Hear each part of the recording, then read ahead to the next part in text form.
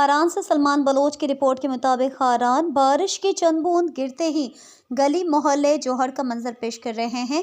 खारान शहर और गिरदनवाह में गुज़िश्ता रात से वक्फे से बूंदाबांदी बारिश के बायस नदी नालों में तग़ियानी आ गई है और बारिश का पानी सड़कों पर बहने से लोगों को आने जाने में सख्त मुश्किलात का सामना करना पड़ रहा है। बारिश से खारान में सर्दी की शिद्दत में भी इजाफा हो गया है। खारान में बारिश के साथ ही यकबस्ता हवाओं ने शहर और देही इलाकों का रुख कर लिया है। बारिश का पानी जमा होने से कच्चे मकानात मनहदम होने के खतरात बढ़ गए हैं। म्यूनसिपल कमेटी के अमला मशीनरी गायब है। निकासी आपके निज़ाम न होने की वजह से जगह जगह पानी जमा हो गया है।